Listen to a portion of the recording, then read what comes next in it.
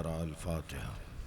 بسم الله الرحمن الرحيم الحمد لله رب العالمين الرحمن الرحيم مالك يوم الدين إياك نعبد وإياك نستعين اهدنا الصراط المستقيم صراط الذين أنعمت عليهم غير المغضوب عليهم ولا الضالين. اللهم صل على محمد وعلى محمد.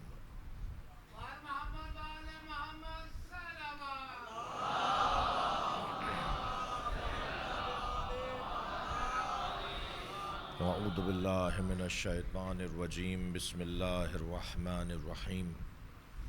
الحمد لله الذي لا يبلغ مدحته القائلون ولا يحصي نعماءه العادون ولا يعدي حقه المجتهدون، الذي ليس لصفته حد محدود ولا نعت موجود ولا وقت معدود ولا أجل ممدود، فطر الخلائق بقدرته ونشر الرياح برحمته. الصلاة والسلام على الرسول المسدد المصطفى الأمجد المحمود الأحمد سيدنا ومولانا ومولى الكونين جد الحسن والحسين عاني أبا القاسم محمد. اللهم صل على وآله الطيبين الطاهرين المعصومين الذين قال الله إنما يريد الله ليذهب عنكم الرجس أهل البيت ويطهركم تطهيرا. اللهم صل على محمد ولعنة الله على أعدائهم أجمعين من يوم عداوتهم إلى قيام يوم الدين. أما بعد، قال الحكيم في قرآن الكريم: بسم الله الرحمن الرحيم. فالذين آمنوا به وعذروه ونصروه واتبعوا نور الذي أنزل معه أولئك هم المفلحون. صلوات.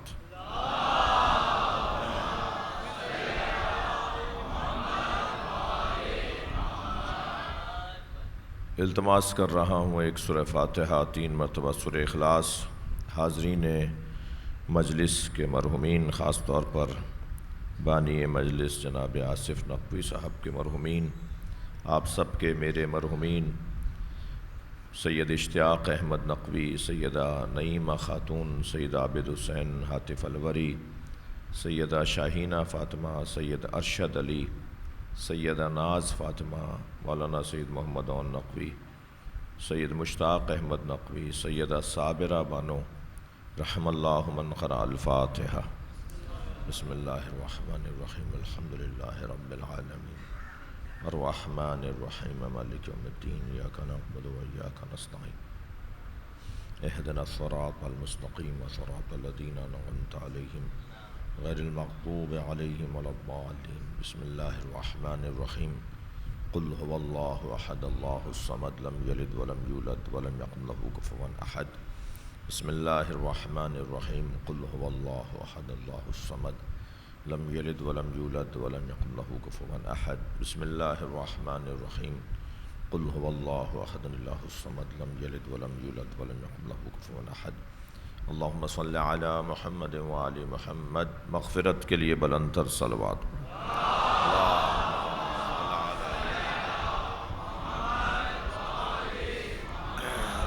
ایک اور بلند صلوات دیا.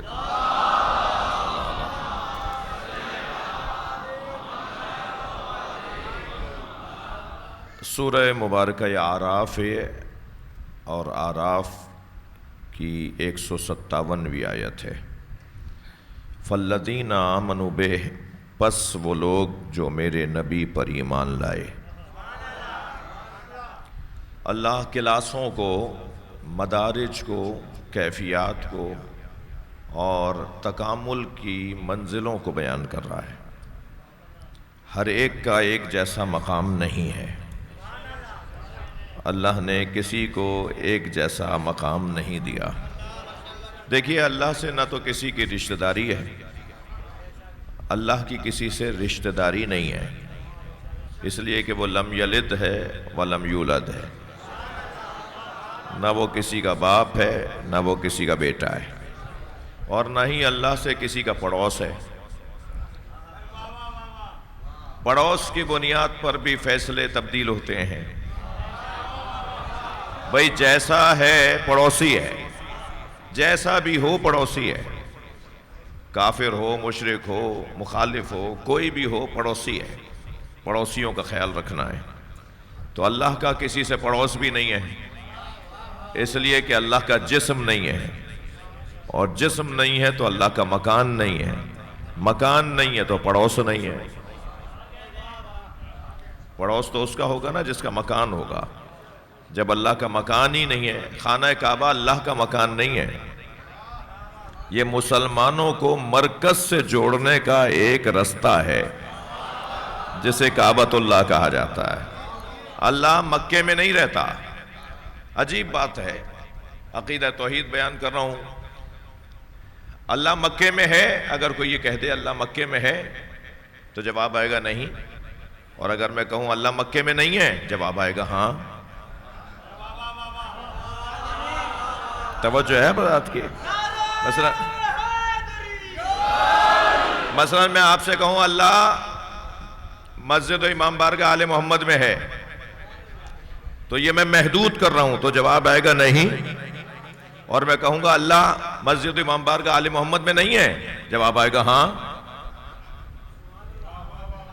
جہاں محدود کرنے کی بات آئے گی وہاں نہیں، اور جہاں وسعت اور بسیط ہونے کی بات آئے گی وہاں جواب آئے گا ہاں۔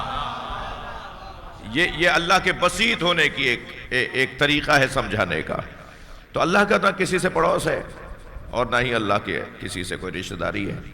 تو جب اللہ کا پڑوس بھی نہیں ہے، رشتہ داری بھی نہیں ہے، تو پھر اللہ ہر ایک کو اس کی زحمت کے مطابق مقام دیتا ہے۔ جو جتنی زحمت اٹھائے گا اسے اتنا ہی مقام ملے گا۔ اب جس نے جتنی زحمتیں اٹھائی ہیں اس کا اتنا ہی مقام ہے۔ میں بھی انبیاء کرام میں اور اولیاء الہی کی بات نہیں، ہم اپنے والدین کو لے لیں، اللہ نے باپ کی نسبت ماں کو فضیلت کیوں دی ہے؟ باپ کی نسبت ماں کو اولویت اور فضیلت کیوں حاصل ہے؟ اس وجہ سے کہ وہ باپ کی نسبت زیادہ زحمت اٹھاتی ہے۔ مجلس میں خواتین بھی تشریف فرمائے ہیں، اور خواتین کے تو اپنے معاشرتی خدمات اور اپنی کیفیات ہیں۔ معاشرہ چل ہی نہیں سکتا جن کے بغیر۔ معاشرہ تو بنتا ہی گھر سے ہے، اور گھر بنتا ہی نہیں ہے بغیر ان کے۔ جس گھر میں کوئی خاتون نہیں ہے وہ گھر ہی نہیں ہے۔ وہ سرائے تو ہوگا، مسافر خانہ تو ہوگا، مگر وہ گھر نہیں ہے۔ اور جس گھر کے اندر خاتون 4 کردار ادا کرنے والی خاتون، 4 طرح کے کرداروں والی خاتون رہتی ہو، وہ گھر جنت بن جاتا ہے۔ ایک کردار ہے خاتون کا تمہید زندگی، ایک کردار ہے خاتون کا اصل زندگی، ایک کردار ہے خاتون کا نتیجہ زندگی، ایک کردار ہے خاتون کا حسن زندگی۔ جو تمہید زندگی ہے وہ ہے بیٹی، زندگی کی تمہید بیٹی ہے، بیٹی۔ آصف بھائی کہاں بیٹھا ہے؟ یہ جو یہ سسٹم سنبھال رہا ہے وہ ہے کہاں؟ وہ مجھے نظر نہیں آ رہا، اس کی خیر ہو۔ ارے بھائی اس کا ساؤنڈ بند کرو۔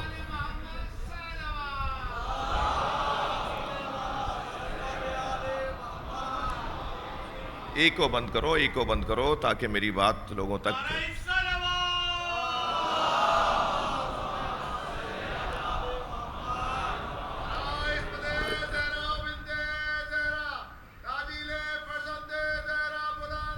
صلوات اللہم صلی علی محمد وآل محمد۔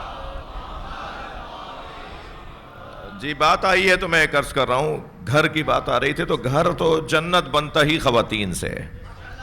تو تمہید زندگی بیٹی، جس گھر میں بیٹی نہیں ہے اس گھر میں اداسی ہے۔ بیٹی، ایک صاحب کے مولانا چھٹی بیٹی ہوئی تو وہ لڈو بانٹ رہے تھے، تو کسی نے کہا صاحب یہاں تو پہلی بیٹی ہو جائے تو لوگوں کے منہ لٹک جاتے ہیں، تو آپ کے یہاں چھٹی بیٹی ہوئی ہے تو آپ لڈو بانٹ رہے ہیں۔ تو کہنے لگے مولانا وہ جو بیٹا ہوتا ہے نا اسے پڑھانا پڑتا ہے، اور بیٹی پڑھ کر آتی ہے. بیٹی تہذیب پڑھ کر آتی ہے، بیٹی ادب پڑھ کر آتی ہے، بیٹی اخلاقیات کو پڑھ کر آتی ہے.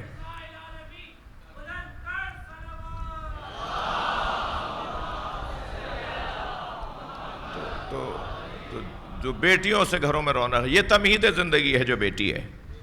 پھر یہی جب روپ بدلتی ہے، دوسرا کردار گھر کے اندر ہے اصل زندگی، وہ ہے زوجہ. زوجہ زندگی کی اصل ہے. پھر یہی خاتون جب ایک اور کردار اور ایک اور قلمدان لیتی ہے تو یہ ہے نتیجہ زندگی، جسے کہتے ہیں ماں. ماں نتیجہ زندگی ہے. اور میں مضمون سے ہٹا ہوا نہیں ہوں عزیزو، اس کے بعد ایک اور کردار بھی ہے خاتون کا، وہ ہے حسن زندگی، جسے کہتے ہیں بہن. بہن کے بغیر تو کربلا نہیں بستی بھائی. بہن کے بغیر تو امام حسین کی تحریک شروع نہیں ہوگی. تو یہ جو کردار ہے خواتین کے، یہ اپنے اپنی جگہ، ان کا اپنا اپنا مقام ہے، اپنا اپنا کردار ہے، اپنا اپنا کام ہے، اور ہر کردار میں یہ ایک منفرد مقام رکھتی ہے.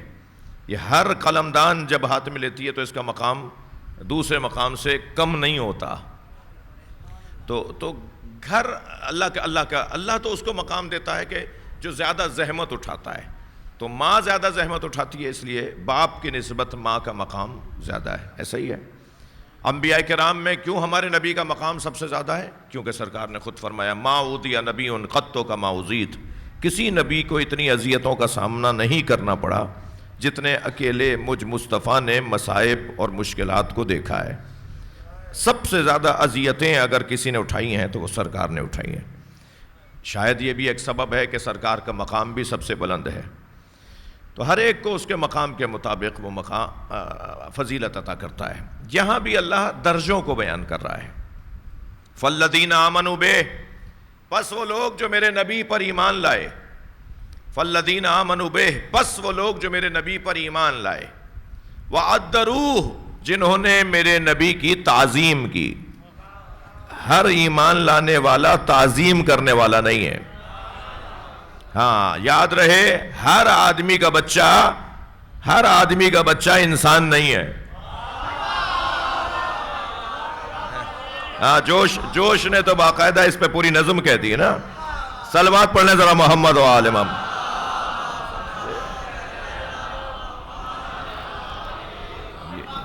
یہ آدمیوں کو انسان بنانا.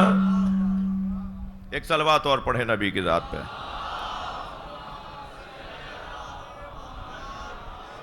اس سے بلند صلوات پڑھ لیں.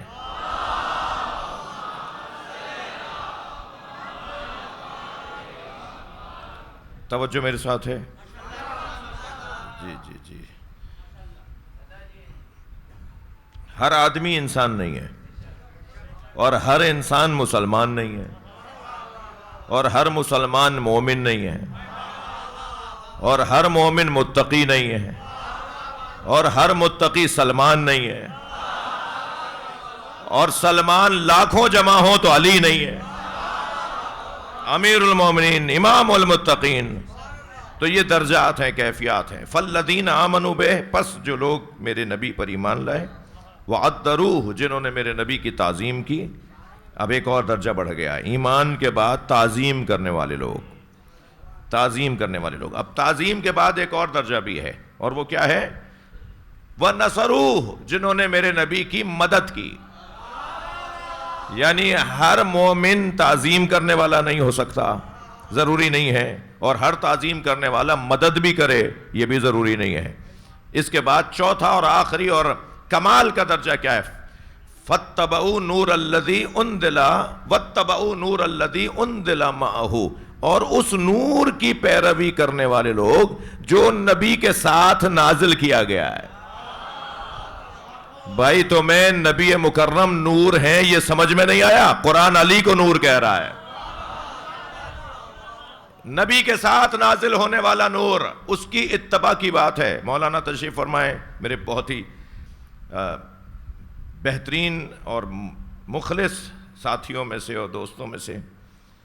بہت قابل فاضل عالم دین والد گرامی مولانا نذر الحسنین عابدی صاحب کا مقام، ان کی خدمات کسی پر بھی مخفی نہیں ہے جی۔ اتباع اور اطاعت میں فرق ہے، یہاں لفظ اطاعت نہیں آیا ہے جو قرآن مراد لے لو۔ فالذین آمنوا بہ سمجھ میں آ رہا ہے، وعذروہ تعظیم کرنے والے سمجھ میں آ رہا ہے، ونصروہ مدد کرنے والے سمجھ میں آ رہا ہے، واتبعوا نور الذی انزل معہ، اور وہ اتباع کرنے والے لوگ ہوتے ہیں اس نور کی جو نبی کے ساتھ نازل کیا گیا ہے۔ اتباع کرنے والے، اطاعت نہیں۔ عربی گرامر میں لفظ اطاعت قول اور فعل دونوں کے لیے آتا ہے، مگر اتباع صرف فعل کے لیے آتا ہے۔ کوئی ایسا نور ہے جو عمل کر کے دکھاتا ہے، وہ نور کون نور ہے جو نبی کے ساتھ نازل ہوا ہے؟ نہیں آئی بات واضح نہیں ہوئی؟ انا والی من نور واحد، میں اور علی ایک نور کے دو حصے ہیں۔ اللہ اللہ اللہ اللہ اللہ اللہ اگر چاہتا تو مولا علی کا نور بھی نبی کی نور کی طرح، جناب زہرا کے نور کی طرح، جناب حسن و حسین کے نور کی طرح مولا علی کا نور بھی علیحدہ سے بناتا۔ اللہ نے سارے پنجتن کے انوار علیحدہ علیحدہ بنائے، علی کے نور کو نبی کے نور کا ٹکڑا بنایا۔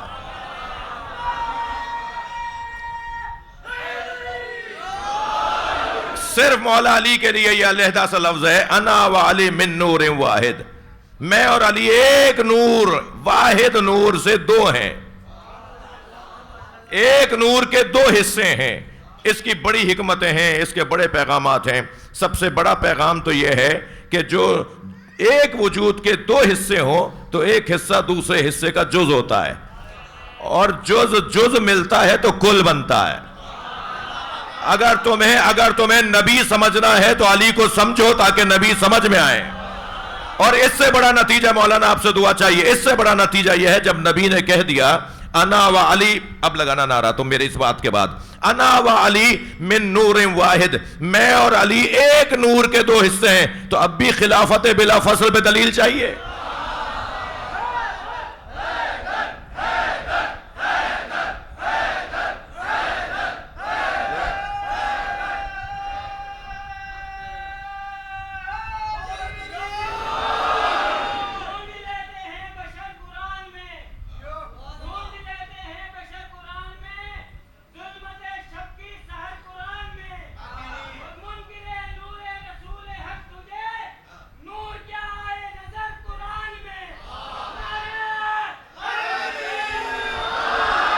صلوات پڑھ لیں محمد و آل محمد۔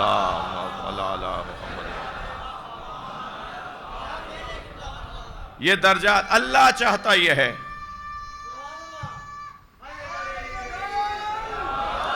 اللہ چاہتا یہ ہے کہ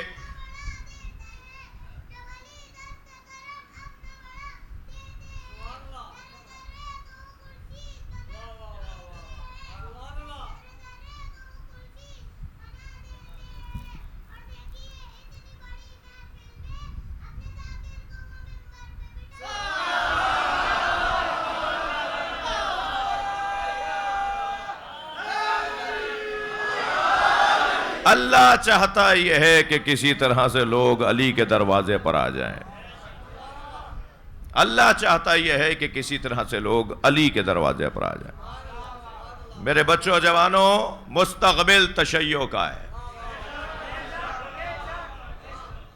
کچھ لوگ ہیں کہ جو آج اپنے اختیار سے آ رہے ہیں، کچھ لوگ کل اللہ کے حکم سے، اس کی مرضی سے، اس کی مشیت سے اور اللہ کے اعجاز سے علی کے دروازے پر آئیں گے۔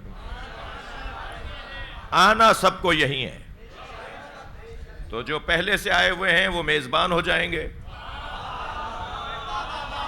انہیں اپنا دل و دماغ وسیع کرنے کی ضرورت ہے۔ آنا سب کو یہی ہے۔ ہاں، یہ امام بارگاہ چھوٹے پڑھنا شروع ہو گئے۔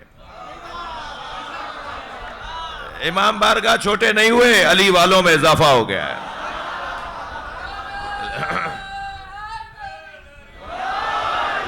لہذا میں خاندانی آبا و اجداد سے جو شیعہ چلے آ رہے ہیں ان سے ایک گزارش کروں گا کہ یہ کوئی ہنر نہیں ہے کہ نیاز خود پکائی خود کھا لی. انہیں بھیجیے جو نیاز نہیں کھاتے. واپس کریں تو دوبارہ بھیجیے, پھر واپس کریں تو پھر بھیجیے. آپ کا اور ان کا مسئلہ ہی نہیں ہے, ان کا اور حسین کا مسئلہ ہے. مجھے یقین ہے چوتھی دفعہ ان کی طرف سے نیاز آئے گی کہ ہم بھی نیاز کرتے ہیں. اخلاق سے, پیار سے, محبت سے, اس سے بہتر تبلیغ کا رستہ نہیں ہے. ہم سب پر لازم ہے کہ ہم مولا علی کی ولایت لوگوں کے ذہنوں میں ڈالیں. میں اہل علم سے اور عربی گرامر جاننے والوں سے توجہ چاہوں گا. غدیر کے میدان میں اللہ نے نبی سے کہا, حکم دیا, بلغ ما انزل الیک من ربک, پہنچا دیجئے. یہ ترجمہ ٹھیک نہیں ہے, مسلسل پہنچائیے. لفظ بلغ ہے, لفظ ابلغ نہیں ہے. اللہ چاہتا تو ابلغ بول دیتا, ابلغ وہ بھی فعل امر, بلغ وہ بھی فعل امر.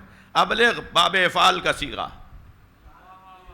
باب افعال سے فعل امر, اور بلغ باب تفعیل سے فعل امر. باب افعال میں ایک مرتبہ پہنچا دینے, ابلغ ذرائع ابلاغ.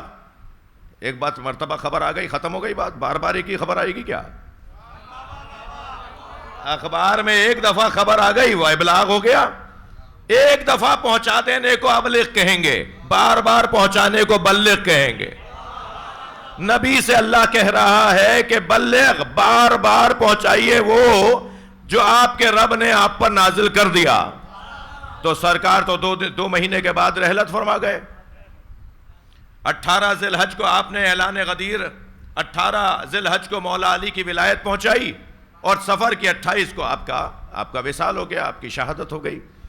جو چند سال پہلے حضرت کو زہر دیا گیا تھا, اس کی وجہ سے مسلسل, کیونکہ آپ کو بخار ہوتا تھا, اور بالآخر اس زہر کی وجہ سے مولا 28 سفر کو, صلوات پڑھنے ذرا محمد و آل محمد.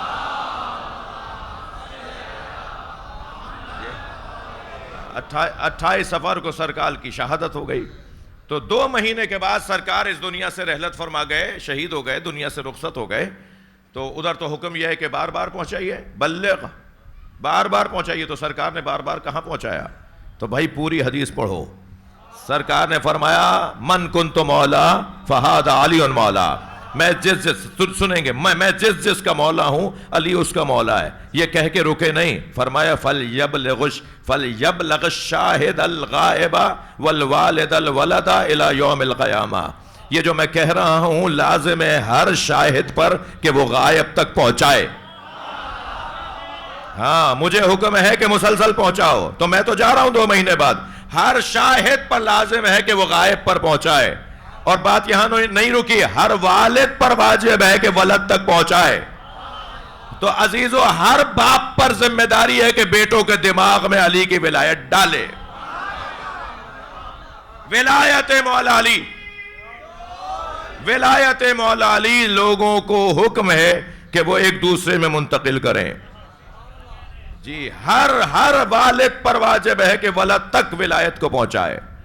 اب مجھے یہاں ایک جملہ ایک بزرگ کا یاد آ رہا ہے, بھائی وہی والد تو پہنچائے گا نا جس کا ولد ہوگا. صلوات پڑھنے ذرا نبی اور آل نبی پر, اللہم صل علی.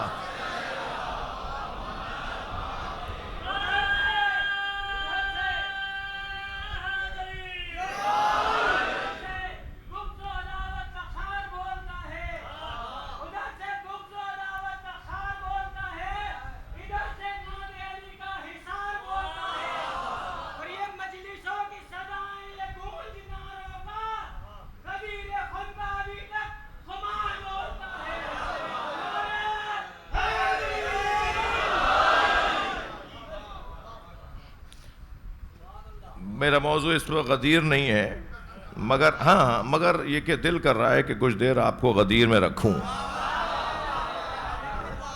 جی نبی مکرم نے میدان میں, غدیر کے میدان میں فرمایا, جو آگے چلے گئے انہیں واپس بلاؤ, اور جو پیچھے رہ گئے ان کا انتظار کرو. میں تو کبھی کبھی سوچتا ہوں یہ کون تھے جو آگے چلے گئے تھے. مجھے اپنے 2 مصرے یاد آ رہے ہیں. ایک کلام میں 2 مصرے ہو گئے تھے. کہ یوں بھی نبی کے آگے چلے حج گزار لوگ، یوں بھی نبی کے آگے چلے حج گزار لوگ، کیونکہ نہیں تھے مالک اشتر غدیر میں۔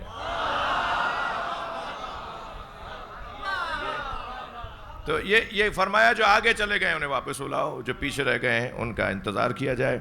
اور سرکار نے میدان غدیر میں مولا علی کی ولایت کا اعلان کیا، اور جب اعلان ہو گیا تو 200 سے زیادہ صحابہ کرام رضوان اللہ تعالی علیہم، 200 سے زیادہ صحابہ کرام رضی اللہ تعالی عنہم، انہوں نے مولا علی کی شان میں فی البدیع قصیدے کہے۔ ہاں، یہ میدان غدیر تھا یا جشن ولایت علی؟ جشن ولایت علی مولا نبی نے سجایا اور صحابہ نے منایا۔ صحابہ کرام نے جشن ولایت مولا علی ایسے سجا کر، آپ تو بھائی 4 شاعروں کے بعد تھکنے لگ جاتے ہیں نا، آصف بھائی اتنی بڑی لمبی محفل کر لی، اتنی بڑی مجلس ہو گئی، بھائی 2 گھنٹے میں ہو جانے، وہاں 200 صحابہ نے قصیدے کہے ہیں، اور ہر شخص یہ چاہتا تھا کہ علی کو علی کا قصیدہ سنائے۔ ہر صحابی چاہتا تھا کہ نبی کی نگاہوں کا تارہ بنے، اور نبی کی نگاہوں کا تارہ تو جب بنے کہ جب نبی کے سامنے علی کے فضائل سنائے۔ تو مجھے یہاں علامہ طالب جوہری اللہ ان کی مغفرت فرمائے، بڑا مضبوط ایک نام بر صغیر کا ہم سے رخصت ہو گیا، ان کا جملہ مجھے یاد آ گیا۔ جوہری صاحب فرمانے لگے کہ تم من کنت مولا، میں جس کا مولا ہوں، علی اس کا مولا ہے۔ مولا کے 23 معنی نہیں، 223 معنی کر لو۔ جوہری صاحب کا جملہ دے رہا ہوں، وہ فرمان لگے کہ مولا کے 23 معنی، یہ معنی نہیں وہ معنی مراد ہیں، اور یہ معنی کب کہا تھا نبی نے، یہ کب کہا ہے جو شیعہ کہتے ہیں؟ تم 23 معنی بنا لو، 23 نہیں 223 معنی بنا لو، تم مولا کے 223 معنی بنا لو، مبارکباد کے کتنے معنی ہیں؟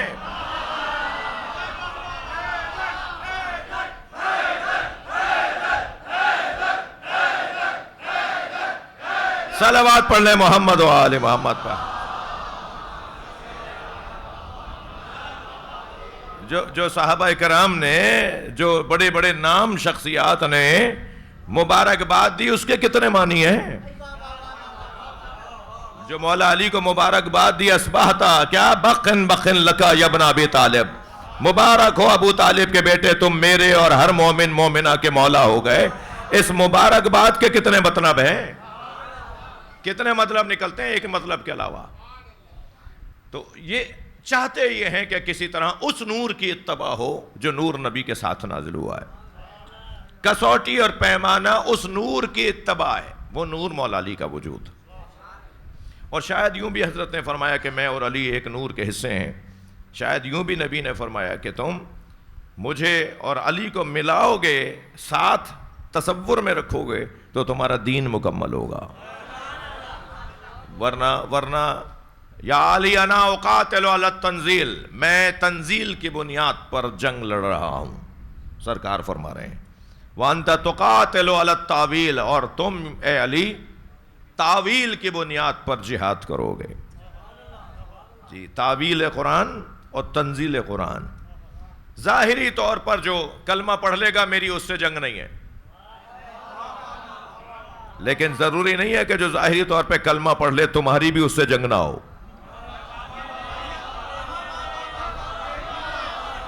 اس لیے کہ تعویل کے مطابق تو آپ گہرائی، یعنی میں لفظوں کو یوں کہوں کہ میں تو شکل دیکھ کر اسلام مان لوں گا، تم دل میں اتر کے اسلام دیکھو گے۔ لہٰذا مولا کائنات کے جو جتنے بھی جہاد ہیں وہ سب نبی کے بتائے ہوئے، نبی کے بعد جتنے جہاد مولا کے ہوئے، جی بڑے آرام سے کہہ دیجئے کہ صفین کے اندر، جمل کے اندر، نہروان کے اندر کون تھا کون نہیں تھا، لیکن کم سے کم نہروان میں تو سارے مسلمان مانتے ہیں نا کہ جو علی سے لڑنے آئے وہ مسلمان نہیں رہے۔ جو علی سے لڑنے آئے، جنہوں نے علی مولا کے خلاف تلوار چلائی، نہروان میں تو سب مانتے ہیں نا۔ تھوڑا سا میں ایک درد کے ساتھ کہوں کہ وہ نہروان والے اگر شام والے کے دشمن نہ ہوتے نا تو وہ بھی مسلمان ہوتے۔ وہ اس لیے کافر ہو گئے، وہ اس لیے مسلمان نہیں رہے کیونکہ وہ شام والے کے بھی مخالف تھے۔ نہیں گئی میری بات؟ صلوات پڑھے ذرا محمد و آل محمد۔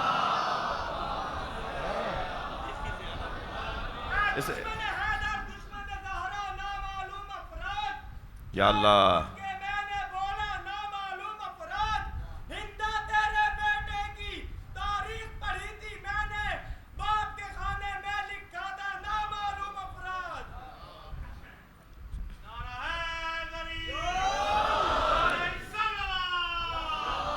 اللہم صلی علی محمد میں جہاں تک آؤں نا آپ بھی وہیں تک آئیے، کیونکہ میں اس کا ذمہ دار ہوں جہاں تک میں خود آ رہا ہوں۔ توجہ ہے بات کی، تھوڑی سی بات آگے جائے تو بات بہت روشن ہے کہ مولا علی، اللہ چاہتا یہ ہے، میں اپنے اصلی مضمون پر آپ کی توجہ میرے ساتھ ہے، اللہ چاہتا یہ ہے کہ سب علی کے دروازے پر آ جائیں، کوئی علی سے دور نہ رہے۔ یہ کیوں ہے ایسا؟ کیوں چاہتا ہے اللہ ایسا؟ ایک دلیل نہیں ہے، لاکھوں دلیلیں ہیں کہ اللہ سب کو مولائی دیکھنا چاہتا ہے۔ اللہ سب کو مولائی ہونے میں شدید یعنی شیعہ ہونا دیکھنا چاہتا ہے۔ سب کو بالآخر اس دروازے پر آنا ہے، آج نہیں کل سب یہیں آئیں گے، کچھ اختیار سے، کچھ اجبار سے، کچھ مجبوراً آئیں گے، کچھ اختیاراً آئیں گے۔ حجاج ابن یوسف لعین کا دربار ہے، کہنے لگا ایک آیت نے میری کمر توڑ دی ہے، دلیل دے رہا ہوں کہ سب کو یہیں آنا ہے۔ کہنے لگا ایک آیت نے میری کمر توڑ دی ہے، جب بھی پڑھتا ہوں تو مجھے یہ آیت سمجھ میں نہیں آتی۔ وہاں بیٹھے ہوئے لوگوں میں سے ایک نے کہا جی وہ کون سی آیت ہے؟ کہا یہ سورہ نساء کی آیت، وَإِن مِّنْ أَهْلِ الْكِتَابِ إِلَّا لَيُؤْمِنَنَّ بِهِ قَبْلَ مَوْتِهِ وَيَكُونُ عَلَيْهِمْ شَهِيدًا۔ کوئی اہل کتاب نہیں ہے مگر یہ کہ وہ مرنے سے پہلے مومن ہو کے مرے گا اور اس کے مومن ہونے پر گواہی دی جائے گی۔ کہنے لگا یہ روزانہ یہودی مر رہے ہیں، یہ روزانہ عیسائی مر رہے ہیں، اور قرآن تو کہہ رہا ہے کہ اہل کتاب مومن ہوئے بغیر مریں گے نہیں۔ تو یہ تو عیسائی روزانہ خبر آتی ہے فلاں محلے کے 4 عیسائی ہے، ان کا بھی انتقال ہو گیا، وہ یہودی جو تھے وہ بھی مر گئے۔ تو کہنے لگا یہ تو اکثر ان کے مرنے کی خبریں آتی ہیں اور قرآن تو کہہ رہا ہے یہ مومن ہوئے بغیر مریں گے نہیں، تو اس آیت نے میری کمر توڑ دی ہے۔ تو وہاں بیٹھے ہوئے تھے ابن حوشب۔ اچھا ابن حوشب کون ہے؟ روایت پوری ہوگی تو آپ کو اندازہ ہوگا، جس پر اندازہ یہ بھی کیا جائے کہ ہر دربار میں بیٹھا ہوا درباری نہیں ہوتا۔ خبردار میرے بچوں جوانوں، آپ سے کہہ رہا ہوں جلدی فیصلے مت لیا کرو۔ ہر دربار میں بیٹھا ہوا، حتیٰ دربار شام میں مصائب نہیں پڑھ رہا، یہ جو زید ابن ارقم، باقاعدہ ہمارے ہاں ان کے نام کے اسکول بھی بنے ہوئے ہیں ہمارے بھائیوں نے، زید ابن ارقم شام میں یزید کے دربار میں بیٹھے تھے، صحابی ہیں یہ، اور انہوں نے امام حسین کا جب سر آیا ہے تو کھڑے ہو کر احتجاج کرنا شروع کیا، انہیں کوڑے مار کر دربار سے یزید نے نکلوایا، اور ان زخموں کی تاب نہ لا کر یہ شہید ہو گئے۔ تو دربار میں آنا دلیل نہیں ہے کہ یہ درباری ہے۔ کیا معلوم دربار میں کس غرض سے، کس ہدف، کس مقصد کے تحت گئے ہوں، پیغام پہنچانے گئے ہوں، دفاع کرنے گئے ہوں، وہاں حمایت کرنے گئے ہوں، تو ہمیشہ فوراً رائے نہ دیا کریں ان لوگوں کے لیے جو کوئی آپ کو، سب ایک جیسے نہیں ہیں، نیتوں کا مسئلہ ہے، نیتوں کا مسئلہ ہے، خمیر کا مسئلہ ہے، خون کا مسئلہ ہے، خاندانی پس منظر کو دیکھا کرو، جلدی فیصلے نہ لیا کرو۔ حجاج کہنے لگا اس آیت نے میری کمر توڑ دی ہے کہ ہر اہل کتاب، قرآن کہہ رہا ہے کہ مرنے سے پہلے مومن ہو کے مریں گے، یہ تو مومن ہو کے نہیں مر رہے۔ تو وہاں ابن حوشب نے آواز دے کر کہا کہ جان کی امان ہو تو کچھ کہوں؟ اس نے کہا امان ہے۔ کہا حضور امیر، یہ آیت تو آخری زمانے کی آیت ہے جب حضرت مہدی ظہور کریں گے اور حضرت مہدی کے پیچھے حضرت عیسیٰ نماز پڑھیں گے، تو دنیا کا کوئی یہودی اور عیسائی رہے گا نہیں کہ جو مومن نہ ہو جائے۔ کہنے لگا بھائی بات بڑے پتے کی ہے، بات بڑے کام کی ہے، مگر یہ لائے کہاں سے ہو؟ اتنی سنگین بات میرے ذہن میں کیوں نہیں آئی؟ تم یہ بات کہاں سے لے کر آ گئے؟ اس نے کہا پھر مجھے جان کی امان چاہیے، آپ مجھے کچھ کہیں گے نہیں اگر میں یہ بتاؤں گا کہ یہ کس نے بتایا ہے۔ تو کہنے لگا امان ہے۔ کہا یہ محمد باقر نے بتایا ہے۔ صلوات پڑھ لیں امام محمد باقر پر۔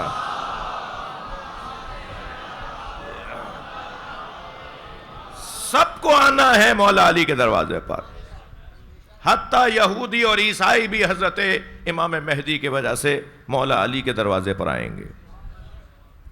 یہ تقدیر ہے مسلمانوں کی، یہ تقدیر ہے انسانوں کی، یہ کل ہونا ہے سب کے ساتھ۔ اب یہ دیر کیوں ہو رہی ہے؟ سوال، یہ دیر کیوں ہو رہی ہے؟ یہ دیر ہونے کے کچھ سبب ہیں. میں سماجیات کے اوپر اور معاشرتی جو الجھنیں ہیں ان کے اوپر آپ کی توجہ چاہوں گا. دیر کیوں ہو رہی ہے مولا علی تک آنے میں؟ سب سے پہلا سبب بتا دوں. سب سے پہلا سبب یا سب سے اہم سبب، تھوڑی دیر کے لیے جسے برا لگے وہ اپنے کان میں روئی ڈال لے. سب سے پہلا اور سب سے بڑا سبب خود شیعہ ہیں. میں نے تو پہلے کہہ دیا، نہیں سنی ہے جسے برا لگے. سب سے پہلا اور سب سے بڑا سبب خود مولا علی کے چاہنے والے ہیں جو علی تک آنے میں رکاوٹ بن رہے ہیں. ایک صاحب کہنے لگے جب یہ انجینئر صاحب کو ساری باتیں سمجھ میں آ گئیں، جب وہ مفتی صاحب کو ساری باتیں سمجھ میں آ گئیں، جب وہ ہمدرد صاحب کو ساری باتیں سمجھ میں آ گئیں، جب فلاں صاحب کو ساری باتیں سمجھ میں آ گئیں، تو یہ شیعہ کیوں نہیں ہو جاتے؟ میں نے کہا تمہاری وجہ سے نہیں ہوتے. بہت ساری چیزیں عزیزان گرامی ایسی ہیں جو میں نہیں کہہ سکتا اس مائک سے. یعنی جو جس درد کے تحت بول رہا ہوں وہی درد مجھے روک رہا ہے کہ نہ بولوں. صلوات پڑھ لیں ذرا محمد و آل محمد.